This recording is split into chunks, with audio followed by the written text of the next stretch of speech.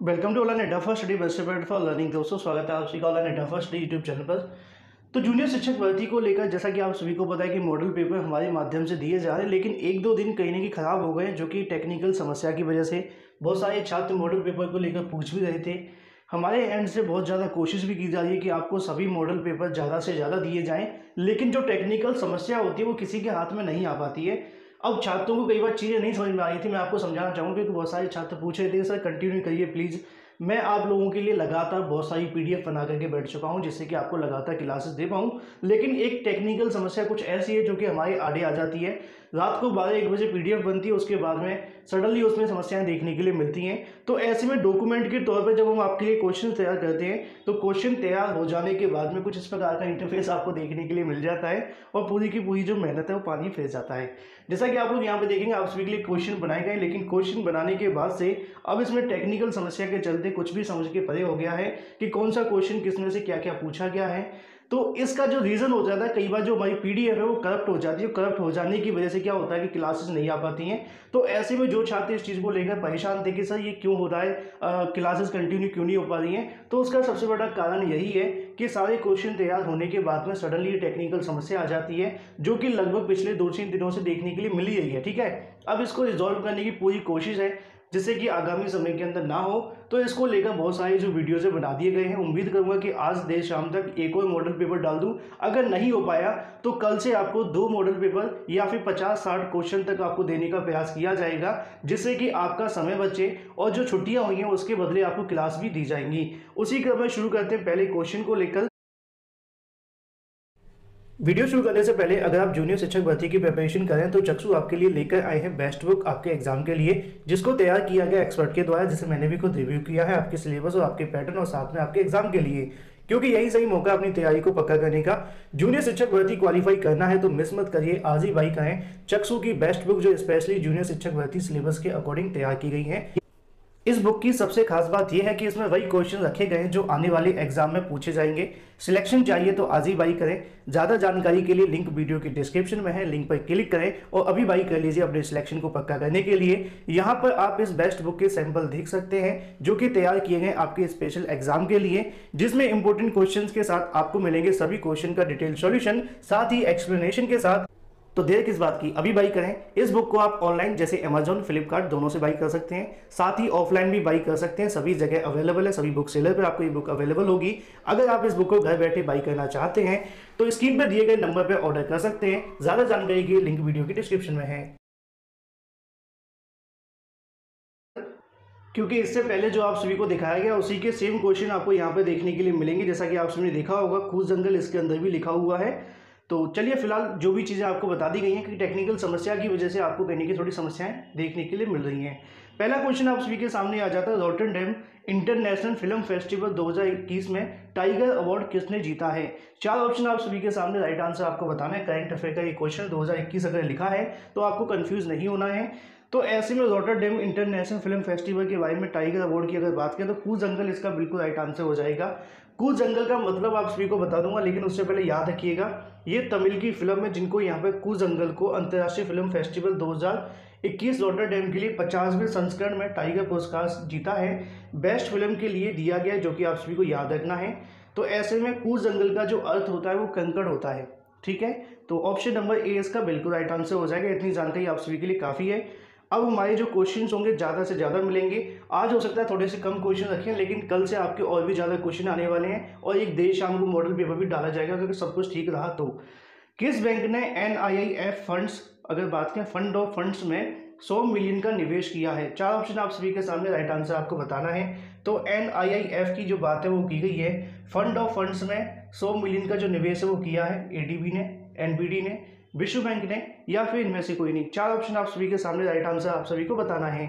तो ऐसे में ये याद रखना है, जो भी क्वेश्चन आप सभी से यहाँ पूछे जाएंगे उसके बारे में, इसका जो राइट आंसर होगा ऑप्शन नंबर 20 का बिल्कुल राइट आंसर होगा NBD। NBD की फुल फॉर्म क्या होती है, न्यू डेवलपमेंट बैंक। ठीक है, इसके साथ ही अगर आपसे पूछा जाए भाई NIIF को लेकर, तो NIIF की जो फुल फॉर्म अगर आप सभी से कभी पूछ ली जाए तो उसके बारे में याद रखिएगा, national investment and infrastructure fund. ठीक है, तो ये आप सभी को यहाँ पे याद रखनी है। इसी के साथ अगर आप सभी से और भी जानकारी पूछी जाए जो कि L4 लिमिटेड आ जाता है, कोई प्रॉब्लम वाली बात नहीं है ना। अगर हम बात करें प्रबंधक निदेशक के बारे में, जिसको हम CEO कहते हैं, ठीक है, मुख्य कार्यकारी अधिकारी, तो कौन है? सुजॉय बोस। अगर आपसे पूछा जाए भाई इसका मुख्यालय कहाँ पर है, तो मुंबई महाराष्ट्र के अंदर है। लेकिन अगर हम बात करें NDB के बारे में, न्यू डेवलपमेंट बैंक को लेकर, तो उसके बारे में आप सभी को यहाँ पे याद रखना है। अगर बात करें गवर्नेंस बोर्ड ऑफ अध्यक्ष की जो जानकारी आप सभी के सामने आएगी, अंटोन सिलुआनोव, जो कि रूस में, आप सभी को याद रखना है। साथ में न्यू डेवलपमेंट बैंक का मुख्यालय कहाँ है? संघाई और चीन के अंदर, आप सभी को याद रखना है, मतलब चीन में ही संघाई है, वहाँ पर मुख्यालय है, ठीक है। इसी के साथ अगला क्वेश्चन आप सभी के सामने आता है, BLCC Femina miss India world crown किसने जीता है? 4 ऑप्शन आप सभी के सामने, राइट आंसर आपको बताना है। तो इसके बारे में आप सभी को याद रखना है। ऑप्शन नंबर ए इसका बिल्कुल राइट आंसर होगा, मानसा वाराणसी। वाराणसी नहीं है, वाराणसी, जो कि यूपी के अंदर पड़ता है, वो नहीं है, आप सभी याद रखिएगा, ठीक है। तो ऑप्शन नंबर ए इसका बिल्कुल राइट आंसर हो जाएगा। अब इसके बारे में आप सभी से और भी जानकारी पूछी जा सकती है। अगर बात करें मिस ग्रैंड इंडिया 2020 को लेकर आप सभी से पूछा जा सकता है, तो हरियाणा की किसने जीता था? मनिका शिवकंद ने। साथ में मिस इंडिया 2020 की विजेता आप सभी को याद रखनी है, जो कि उत्तर प्रदेश की मान्या सिंह है। तो ऐसे में आप सभी को याद रखना है, BLCC को लेकर आप सभी के सामने आ गया। बाकी ये 2 और भी काफ़ी ज़्यादा महत्वपूर्ण है, जो कि इससे संबंधित क्वेश्चन है, आप सभी को याद रखने हैं, ठीक है। इसी के साथ अगर बात करें अपने अगले क्वेश्चन के बारे में, अगला क्वेश्चन है, इंडिया टॉय फेयर 2021 की आधिकारिक वेबसाइट लॉन्च की गई है सरकार के माध्यम से। तो कौन सी वेबसाइट है, आप सभी को बताना है।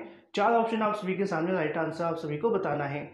तो ऐसे में द इंडिया टॉय फेयर की जानकारी आपके लिए आप सभी को याद रखना है। जो ऑफिशियल वेबसाइट है, ऑप्शन नंबर 20 का बिल्कुल राइट आंसर हो जाएगा, द इंडिया टॉय फेयर.in इंडिया के माध्यम से यहाँ पे कहने की जो वेबसाइट है वो लॉन्च की गई है। ये किससे संबंधित है और किसने लॉन्च की है, ये भी आप सभी को पता होना चाहिए। टॉय फेयर 2021 की जो वेबसाइट है उसका उद्घाटन केंद्रीय शिक्षा मंत्री डॉक्टर रमेश पोखरियाल निशंक के द्वारा, साथ में केंद्रीय कपड़ा मंत्री स्मृति ईरानी, केंद्रीय वाणिज्य और साथ में उद्योग मंत्री पीयूष गोयल द्वारा गुरुवार को किया गया। तो ऐसे में आप सभी को याद रखना है। संयुक्त रूप से इन तीनों के माध्यम से इस वेबसाइट को कहीं ना कहीं जो रजिस्ट्रेशन है वो करवा लिया गया था, और ऐसे में जो तमाम जानकारी है वो आप सभी को याद रखनी है। लेकिन पूछा यही जाएगा किसने किया था या फिर वेबसाइट कौन सी है, ठीक है। इसके अलावा अगर बात करें अगोन लाइफ के बारे में, MD और CEO के रूप में किसको नियुक्त किया गया? 4 ऑप्शन आप सभी के सामने, राइट आंसर आप सभी को याद रखना है। तो ऐसे में अगोन की अगर हम बात कर रहे हैं तो इनके बारे में आपको याद रखना है। अगर हम बात करें फरवरी 2021 के अंदर इनकी जो नियुक्ति है वो देखने के लिए मिली थी। अगोन लाइफ की बात की है तो सतीश बालकृष्णन इसका बिल्कुल राइट आंसर हो जाएगा, जो कि ऑप्शन नंबर B के अंदर लिखा हुआ है। इससे संबंधित और भी जानकारी आप सभी से पूछी जा सकती है कि अगोन लाइफ इंश्योरेंस का मुख्यालय कहाँ है? मुंबई के अंदर है। अगोन लाइफ इंश्योरेंस की स्थापना कब हुई थी? 2008 में हुई थी। तो इतनी जानकारी आप सभी को याद रखनी है। अगला क्वेश्चन आप सभी के सामने आता है, ई चालान के लिए मेघालय पुलिस ने किस बैंक के साथ समझौता किया है? 4 ऑप्शन आप सभी के सामने, SBI, BOB, HDFC या इनमें से कोई नहीं। 4 ऑप्शनों में से इसका जो राइट आंसर होगा वो आप सभी को याद रखना है। तो SBI के साथ में किया गया, स्टेट बैंक ऑफ इंडिया के बारे में, ठीक है। जिन छात्रों ने इससे पुराने मॉडल पेपर नहीं देखे वो अवश्य देखें, प्ले लिस्ट बनी हुई है, उसमें जाकर हमने बहुत सारी जानकारियाँ दे दी हैं।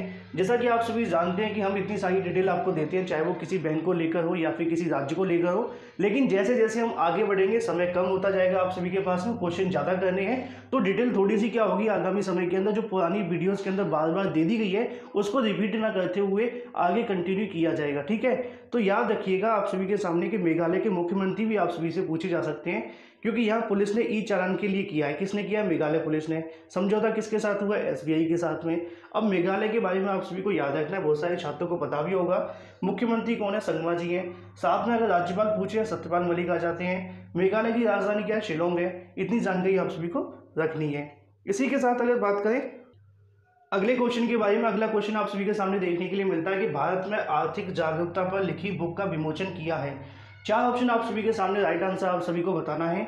अमिताभ भट्टाचार्य, नीतू शर्मा, इनमें से कोई नहीं, या फिर ऑप्शन नंबर A। तो राइट आंसर होगा जू एल ओराम के माध्यम से किया गया है। कितने लोग जानते हैं जू एल ओराम को? कमेंट करके बता सकते हैं, या फिर अगर नहीं जानते तो यहाँ से देख भी सकते हैं। रक्षा स्थायी समिति के अध्यक्ष और सांसद जू एल ओराम, ठीक है, कौन है? आप सभी को पता चल गया। उनके माध्यम से टर्न अराउंड इंडिया 2020 अगर बात करें, सरमाउंटिंग पास्ट लेगेसी बुक लॉन्च की है, जो आम जनता के बीच आर्थिक जागरूकता के बारे में जागरूकता पैदा करने की वाली एक पुस्तक है। इस पुस्तक के जो लेखक हैं वो भी आप सभी को याद रखना है, आर.पी. गुप्ता हैं। तो ऑप्शन नंबर आप सभी के सामने ए तो बिल्कुल सही हो जाता है। जू एल ओराम कौन है ये भी आपको पता चल गया, बुक का पूरा नाम आप सभी को पता चला, साथ में लेखक के बारे में आपको पता चला। लेकिन ऐसे में जिन्होंने लॉन्च किया है, जिन्होंने विमोचन किया है, वो जू एल ओराम है। अगला क्वेश्चन आता है, भारतीय राष्ट्रीय महिला दिवस कब मनाया गया है? 4 ऑप्शन आप सभी के सामने, राइट आंसर आपको बताना है। तो भारतीय राष्ट्रीय महिला दिवस की बात की गई, राष्ट्रीय, ठीक है। तो ऑप्शन नंबर ए इसका बिल्कुल राइट आंसर हो जाएगा 13 फरवरी। क्यों मनाया जाता 13 को, कमेंट करके बताइए।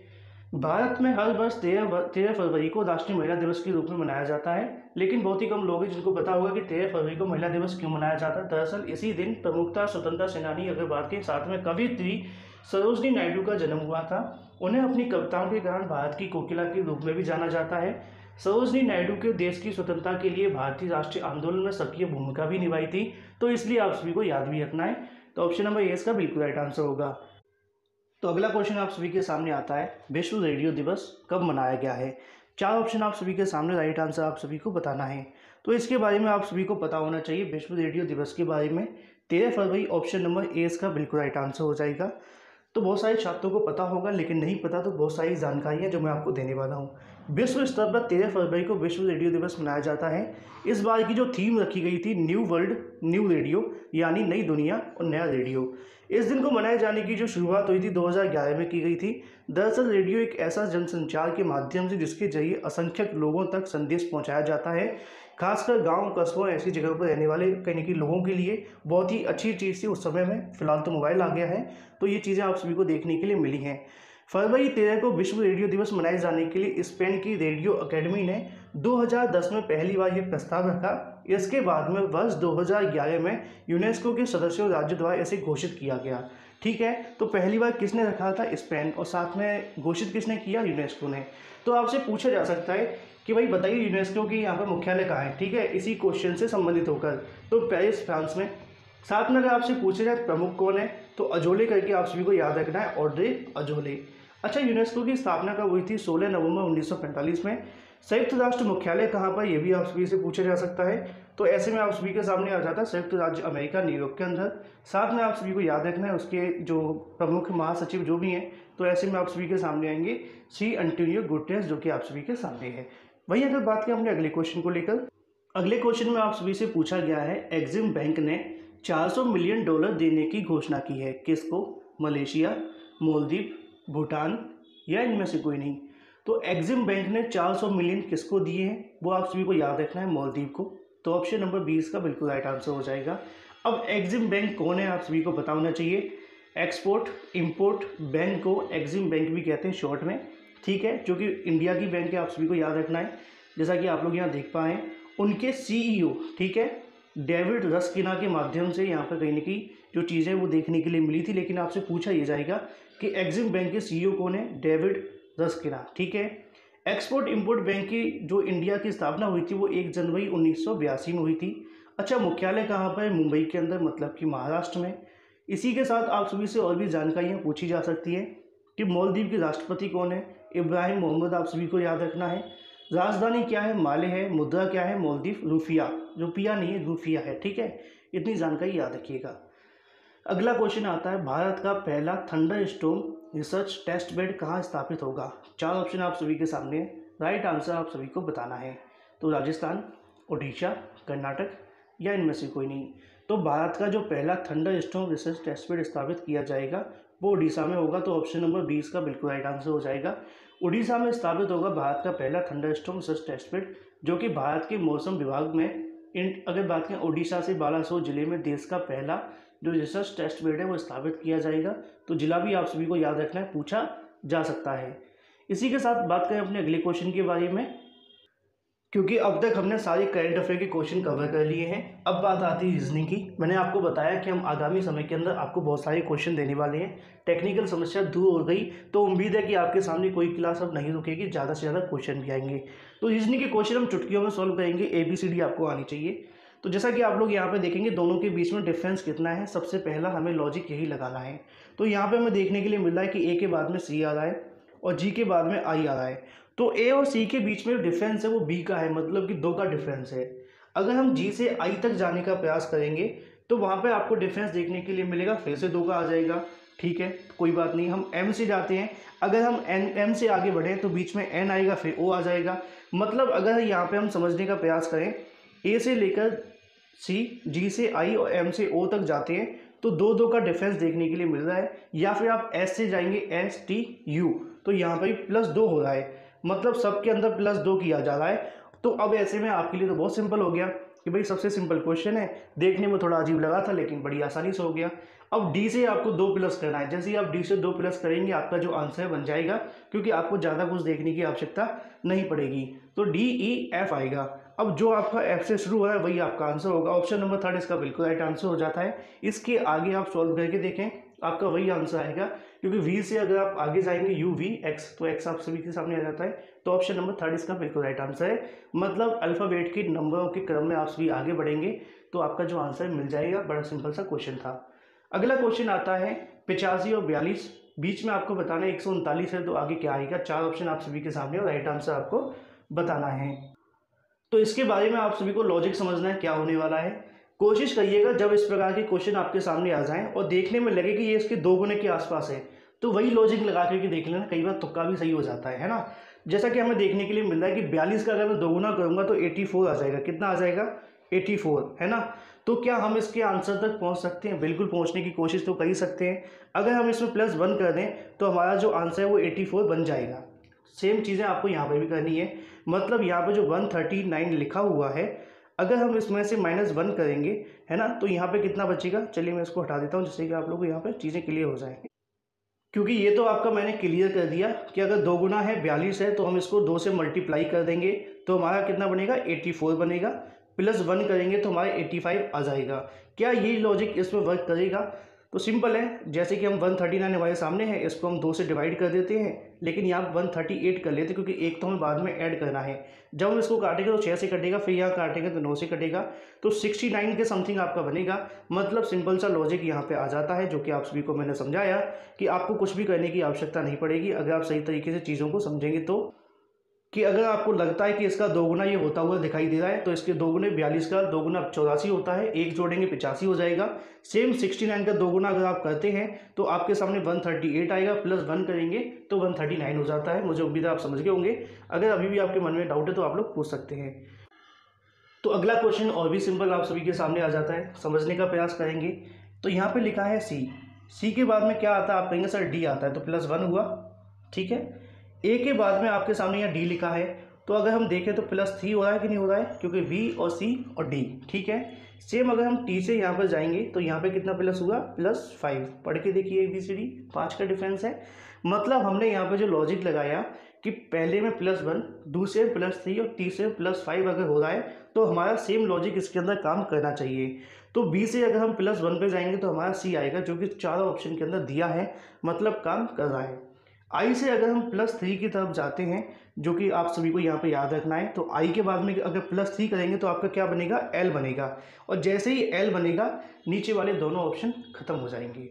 अगर हम यहाँ से आगे बढ़ें जी से, तो जी से हमें +5 करना है, और जैसे ही हम जी से +5 करेंगे तो हमारे पास एक और एल आ जाएगा।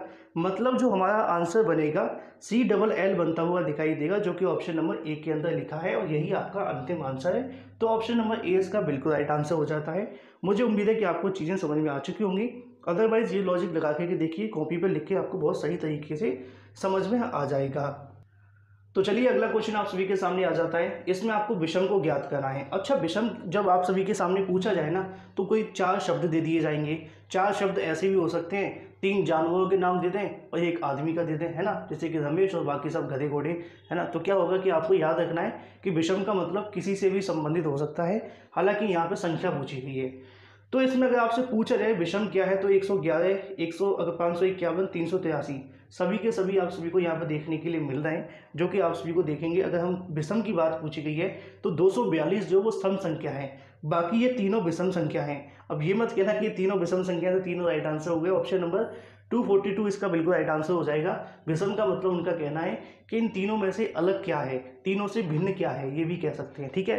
तो तीनों में भिन्नता ये देखने के लिए मिली है क्योंकि बाकी तो सभी विषम संख्या हैं, बस एक 242 इसमें जो है सम संख्या दी गई है। तो ऑप्शन नंबर बी इसका बिल्कुल राइट आंसर हो जाएगा, क्योंकि कई बार इस प्रकार के क्वेश्चन थोड़े दिमाग पे हावी हो जाते हैं। अगला क्वेश्चन आप सभी के सामने आता है, इसमें भी आप सभी को विषम बताना है, ठीक है। तो बताइए विषम के बारे में क्या रहने वाला है इसका आंसर।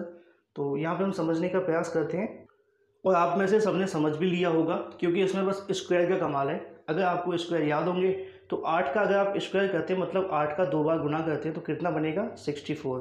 6 का अगर आप 2 बार गुणा करेंगे तो 36 बनेगा। 7 का अगर आप 2 बार गुणा करेंगे तो 49 बनेगा। तो इसमें विषम क्या है, भिन्न क्या है। अगर आप 9 का कहेंगे तो 81 आएगा, लेकिन यहाँ पे 80 लिखा है, जो कि इसका बिल्कुल राइट आंसर होगा। तो ऑप्शन नंबर ए इसका बिल्कुल राइट आंसर हो जाता है, बस स्क्वायर का कमाल था। इसी के साथ अगला क्वेश्चन आप सभी के सामने फिर से आ जाता है। 4 ऑप्शन आप सभी के सामने, राइट आंसर आपको बताना है। ABCD पढ़िए, आंसर आप सभी निकाल सकते हैं। ए से अगर बी की तरफ जाएंगे तो +1 हो रहा है।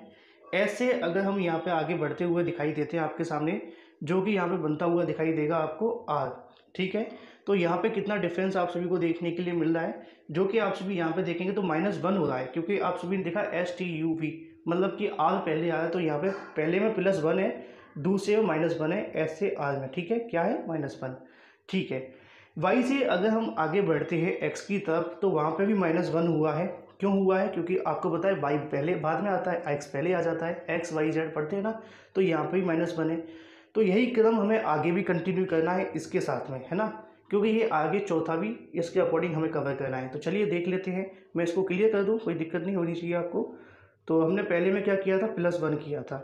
अब इसमें करके देखेंगे, बी से जैसे ही हम यहाँ जाते हैं तो +1 हो जाता है। सेम अगर हम यहाँ पे और आगे बढ़ेंगे तो यहाँ पे R से Q की तरफ -1 हो जाता है, जो कि हमें करना भी है। अगर हम X से W की तरफ जाते हैं तो यहाँ पे भी लगभग आपका जो -1 है वो आ जाता है। अब इसी के क्रम में जब हम आगे बढ़ेंगे तो अगला जो आंसर है वो हमारा आ जाएगा। तो एक सिंपल सा मैं आपको लॉजिक समझा देता हूँ। जैसा कि आप सभी ने देखा, मैंने आपको समझा दिया कि आपको +1 करना है पहले वाले में। तो यहाँ +1 हुआ, B आया, यहाँ पे C आया, तो यहाँ पे क्या आएगा D, ठीक है। अब D किसके अंदर दिया है, तो ये दोनों तो काट ही दो। अब अगर S के बाद में R आया, फिर Q आया, तो Q से पहले क्या आता है, बस वही आप सभी का आंसर है। इसके अलावा आपको कुछ भी नहीं करना है। Q से पहले आता है P, तो ऑप्शन नंबर B इसका बिल्कुल राइट आंसर हो जाएगा, जो कि आप सभी के सामने दिया गया है। तो ये बड़ा सिंपल क्वेश्चन था, मुझे उम्मीद है कि आपको समझ में आ गया होगा। तो DPV आप सभी का बिल्कुल राइट आंसर होगा। अगला क्वेश्चन आप सभी के सामने आ जाता है, जहाँ पे आपके सामने एक सीरीज दी गई है और सीरीज के अनुसार आप सभी को आंसर निकालना है। मैंने पहले भी आपको बताया था कि जब ऐसी कोई सीरीज आई तो आपको ज़्यादा कुछ नहीं करना, दोनों के बीच में डिफरेंस देखना है। तो यहाँ पे आपके सामने कितना डिफरेंस आएगा, अगर 42 से हम 56 पे जाते हैं तो 14 का डिफरेंस देखने के लिए मिलेगा। चलिए यहाँ पर हम लिखते जाते हैं, ठीक है। +14 हम करेंगे। 30 से अगर हम 42 की तरफ जाएंगे तो +12 आ जाएगा, ठीक है। अगर हम 20 से अगर 30 की तरफ जाते हैं तो +10 का आप सभी के सामने डिफरेंस आएगा। मतलब 2 का डिफरेंस, आप यहाँ पे अब डिफरेंस और देख लो, यहाँ पे 2 प्लस हो रहा है, ठीक है। क्योंकि हम इधर से जा रहे हैं, तो इधर से आएंगे तो माइनस हो जाएगा, तो हम इधर से ही जाएंगे, जिससे कि आसान रहेगा। अगर हम 20 से पीछे की तरफ पूछा गया है हमसे, तो उम्मीद है कि यहाँ पे भी +2 हुआ होगा, है ना। मान करके चलो कि यहाँ पे 8 रखा गया था, ठीक है। तो आप सभी को सामने अगर 8 आ जाता है तो मतलब 8 प्लस हुआ होगा, है ना। 8 प्लस हुआ होगा, क्यों, क्योंकि यहाँ पर लास्ट नंबर क्या था, 10, दोनों के बीच का डिफरेंस 10 है। यहाँ पे 14 का डिफरेंस था पहले, फिर 12 का हुआ, फिर यहाँ 10 का हो गया इन दोनों के बीच में। अब इसके पीछे 8 का डिफरेंस हुआ होगा। अगर हम 8 का डिफरेंस मानने का प्रयास करें तो 20 में से अगर आप 8 को माइनस करेंगे तो आपके सामने कितना बचेगा, 12 बचेगा। अगर हम 12 से 6 की तरफ जाते हैं तो 2 और माइनस होना चाहिए, तो मतलब 6 का डिफरेंस होना चाहिए। तो 6 से हम 12 जाएंगे तो बिल्कुल 12 आ जाएगा। तो यहाँ पे आपका बिल्कुल राइट आंसर हो जाता है ऑप्शन नंबर बी। समझने का प्रयास करें कि यहाँ पे 12 आएगा, तो 6 से 12 पे गए 6 का डिफरेंस हुआ। 12 से अगर 20 पे गए तो 8 का हुआ। सेम अगर यहाँ गए तो 10 का हुआ। सेम अगर इससे आगे गए तो 12 का हुआ। मतलब 2 का डिफरेंस आगे चलता हुआ जा रहा है, और यही आपका राइट आंसर है। तो ऑप्शन नंबर 20 का बिल्कुल राइट आंसर हो जाएगा। रीजनिंग में मुझे उम्मीद है कि आपको ज़्यादा समस्याएं नहीं होनी चाहिए। जिन्होंने थोड़े बेसिक पढ़े होंगे तो इन आंसरों को आप बड़ी आसानी से निकाल सकते हैं। अगला क्वेश्चन आप सभी के सामने आ जाता है, जिसमें आपके सामने उल्टा क्रम दिया गया है। मैंने आपको कहा था कि ABCD आप याद कर लेना, आगे से भी और पीछे से भी, ठीक है। अब YSNJG है ना, तो अब आप समझ सकते हैं कि अगर आप इधर से जाएंगे तो सीधा, इधर से आएंगे तो उल्टा है। तो हम इधर से ही चलते हैं वापसी में, जिससे कि आसान रहेगा। तो बाई आप सभी को पता है कितने नंबर पे आता है, आप सभी को अगर नहीं याद है तो एक बार याद अवश्य कर लेना, जिससे कि आपको समस्याएं ना हो।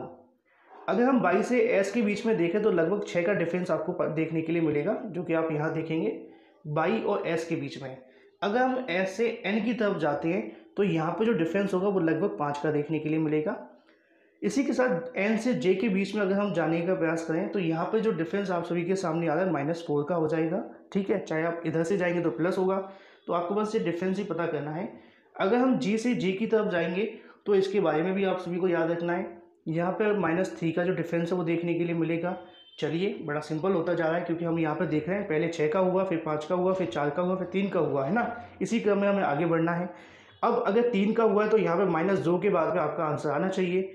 जी के बाद अगर हम -2 करेंगे तो यहाँ पे क्या आएगा, ई आ जाएगा। तो ई किस के अंदर लिखा है, ऑप्शन नंबर 2 के अंदर। तो इसका जो राइट आंसर होगा ऑप्शन नंबर 2। तो अगला क्वेश्चन आप सभी के सामने आ जाता है। कुछ क्वेश्चन का नंबर आपने देखा होगा बीच में छूट गए, और उसका रीज़न जैसा कि मैंने आपको स्टार्टिंग बताया कि पीडीएफ के अंदर थोड़ी प्रॉब्लम हो गई थी, लेकिन मुझे ये था कि आपकी क्लास शुरू करनी, क्योंकि एक बार जब बार बार बंद हो जाती है, बार बार बंद होने से छात्रों को लगता है कि सर आ क्यों नहीं रही है, तो आपको बताना भी आवश्यक था। कल से पूरी कोशिश है कि कोई गलती ना हो। उम्मीदें हैं कि सब कुछ ठीक रहेगा। अगर सब कुछ ठीक रहेगा तो आपके सामने जो क्लासेज हैं वो एक की जगह दो दी जाएंगी, जिससे कभी छुट्टी हो भी जाए तो आपका नुकसान ना हो। ठीक है, तो नंबर इसीलिए थोड़ा सा कम हो गए, 2 क्वेश्चन बीच में खराब हो गए थे, जिनको सही करने में फिर टाइम खराब होता। तो आपके सामने क्लास लाने का प्रयास किया गया, जिससे कि छात्रों को लगे कि नई क्लास चल रही है, सर के सामने समस्या थी। अगला क्वेश्चन आप सभी के सामने आ गया। राइट आंसर आप सभी को बताना है। 4 ऑप्शनों में से आपको बिल्कुल सही क्वेश्चन बताइएगा। ठीक है, तो इस क्वेश्चन के अंदर आप सभी से पूछा गया 5 के बाद 27 दिखाई दे रहा है, 27 के बाद में आप सभी को यहाँ पे गलत पूछा गया। ठीक है, तो गलत क्या हो सकता है उसके अनुसार आप सभी को यहाँ पे चीज़ें देखनी है। और ये वाला जो क्वेश्चन है वो अब तक का सबसे टफ क्वेश्चन है, मैं आप सभी को बता दूं, क्योंकि इसको समझाने के लिए बहुत सारा मुझे वर्क चाहिए, जिससे कि मैं आपको समझा पाऊँ। तो चलिए समझने का हम प्रयास करेंगे, जिससे कि बेहतर चीज़ें आप सभी के सामने निकल करके आ पाएँ। ठीक है, हम यहाँ से बढ़ते हुए दिखाई देते हैं, दोनों के बीच का डिफरेंस हम निकालेंगे, 169 के समथिंग होगा। सेम अगर हम यहाँ से आगे जाते हैं तो उसका जो डिफरेंस होगा 127 का होगा। सेम अगर हम यहाँ से भी बढ़ते हुए दिखाई देंगे, हमें नहीं पता कि कौन सा गलत है कौन सा सही है, बस हमें यहाँ पर डिफरेंस देखना है, जिससे कि अपने आंसर की तरफ हम बढ़ते हुए दिखाई दें। तो जैसा कि आप सभी ने देखा कि मैंने डिफरेंस निकाला 169, 127, 1 और साथ में 91। ठीक है, अगर हम 122 से 61 की तरफ और चले जाते हैं तो यहाँ पे जो आपका डिफरेंस होगा वो यहाँ लिख देते साइड से, जो कि आपको 61 देखने के लिए मिलेगा। तो अब हम चारों के अंदर देखें तो कोई समानता नहीं मिल रही है, क्योंकि एक 169 है, एक 127 है, 91 है और 61 है। मतलब यहाँ पर भी कोई ना कोई प्रॉब्लम दिख रही है। तो चलिए, कई बार होता है कि हमें इनके नीचे वाले डिफरेंस भी देखने पड़ जाते हैं, और लगभग वही हमें यहाँ पर करना पड़ेगा। तो 42 आएगा। सेम अगर हम इसके बीच में जाएंगे तो अगर 127 में से निकालेंगे तो यहाँ पर 36 के समथिंग आपका बचेगा। चलिए, अगर हम 91 में से 61 निकाल देंगे तो यहाँ पर जो हमारा डिफरेंस बचेगा वो कितने का बचेगा, 30 का बचेगा। अब शायद आपको कुछ चीज़ें समझ में आनी शुरू हो जाएंगी, क्योंकि यहाँ पे जो आपका आंसर है वो बनता हुआ दिखाई दे रहा है, क्योंकि हमने अभी तक सिर्फ यहाँ पे चेंज किया है। ठीक है, इसके आगे हम बाद में जाएंगे। तो 30 से यहाँ पर 36 हुआ है, 36 से यहाँ पर 42 हुआ है, मतलब +6 हो रहा है दूसरी वाली लाइन के अंदर। हमने क्या किया, हमने पहले इन दोनों का डिफरेंस देखा जो कि 169 था, फिर हमने इन दोनों का देखा 127, इन दोनों का देखा लगभग 91 था, 121 के बीच में हमने देखा 61 था। अब ये 61 के बीच में डिफरेंस 30 का आया, और 91 से 127 के बीच में 36 का आया, और 127 से 169 के बीच में 42 का आया। इनके बीच में हमें कुछ समानता मिली है कि 30 से यहाँ 36 हुआ, जो कि 6 का डिफरेंस है, 6 से 42 हुआ, यहाँ पे भी लगभग 6 का डिफरेंस है। तो इन तीनों को आप लोग ध्यान रखना, या फिर स्क्रीनशॉट ले लो, क्योंकि मैं इसको काट कर आगे का सॉल्व करता हूँ, जिससे कि आपको समझ में आएगा। तो 129 से हम आगे बढ़े थे, है ना। सेम चीज़ अगर हम यहाँ पे करके आप सभी के सामने देखते हैं, 5 से लेकर 27 के बीच में। ठीक है, तो 5 से 27 के बीच में लगभग 19 का डिफरेंस आपको देखने के लिए मिल रहा है। और अगर हम 27 से 61 के बीच में देखेंगे तो डिफरेंस हमारा सब और भी ज़्यादा ख़राब हो जाएगा, है ना। तो यहाँ पे हमें दिखाई दे रहा है कि लगभग अगर हम देखने का प्रयास करते हैं तो ये 27 में थोड़ी सी कन्फ्यूजन देखने के लिए मिल रही है कि 27 ही गलत हमारा होना चाहिए, ऑप्शन के अंदर दिया भी गया है। तो इसको समझने के लिए आप सभी को क्या करना है, मैं आप सभी को समझाना चाहूँगा कि अगर हम इसी डिफरेंस में आगे बढ़ना चाहें, जैसा कि हमने अभी देखा, मैं एक बार फिर से लिख देता हूँ जिससे कि आपको कन्फ्यूजन नहीं होना चाहिए, है ना।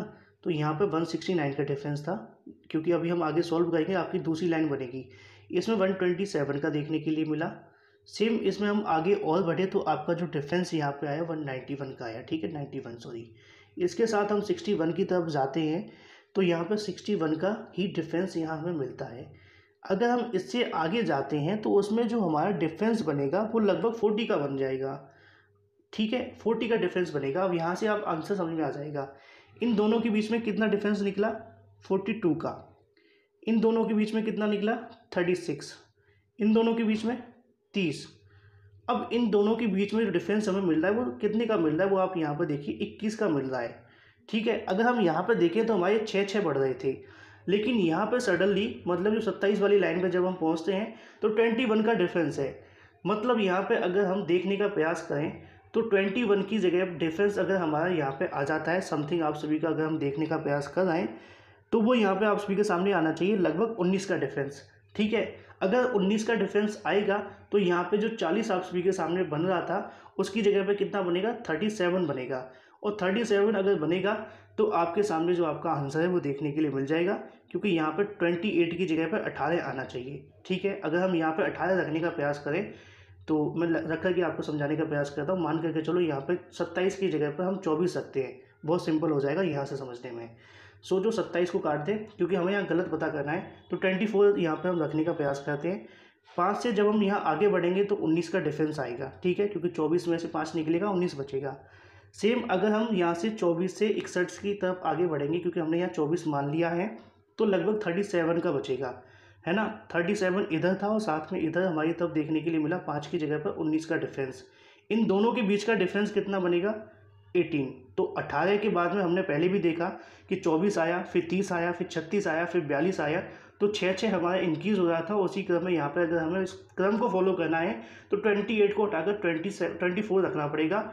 हमसे बस इतना पूछा कि इनमें गलत क्या है, तो गलत है 27। समझने का प्रयास करना, ना समझ आए दोबारा से करना, और फिर भी ना समझ में आए तो कमेंट करके पूछ लेना। कल के वीडियो में मैं एक पेज के ऊपर सॉल्व करके आप सभी के सामने कल दिखा दूंगा, क्योंकि ये थोड़ा सा बड़ा क्वेश्चन था। बड़े क्वेश्चन में कई बार इस प्रकार की चीज़ें देखने के लिए मिलती हैं। मुझे उम्मीद है कि वैसे आपको समझ में आ गया होगा। अगर हम 3 बार नीचे जाएंगे तो इसको हम बड़े आसानी से समझ सकते हैं, क्योंकि मैं अभी आपको जो पढ़ाने का प्रयास कर रहा हूँ फिंगर से लिखने की होती है, तो यहाँ पे ज़्यादा छोटा छोटा लिख नहीं सकते अभी, है ना। तो इसमें सुधार किया जाएगा निकट भविष्य के अंदर बजट का में। तो ये चीज़ें आप सभी के सामने क्लियर होनी चाहिए। अभी जो मैंने क्लास रखी थी बस आप सभी को कुछ बताना था कि हमारे सामने थोड़ी सी प्रॉब्लम आ रही है, इस वजह से क्लास नहीं आ पाई थी।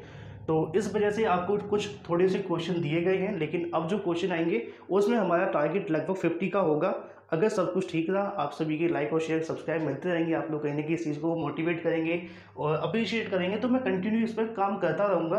क्योंकि पहले हमने क्लास दी थी लेकिन थोड़ी समस्याओं की वजह से 1-2 दिन रुक जाती है, उसका रीज़न मैंने आप सभी को बता दिया है। और ये क्लास आप सभी को इसलिए दी गई है कि हम आगे काम कर रहे हैं लेकिन टेक्निकल समस्या की वजह से काम नहीं कर पा रहे थे, जिसका हमने रिजॉल्व करने की पूरी कोशिश की है। कल से ऐसा नहीं होगा। तो मिलते हैं अगले वीडियो में जीएस के साथ, जहाँ पे आपको पूरे के पूरे क्वेश्चन मिलेंगे। वीडियो को लाइक और शेयर अवश्य कर देना फ्लैश वीडियो के माध्यम से। Thank you for watching this video.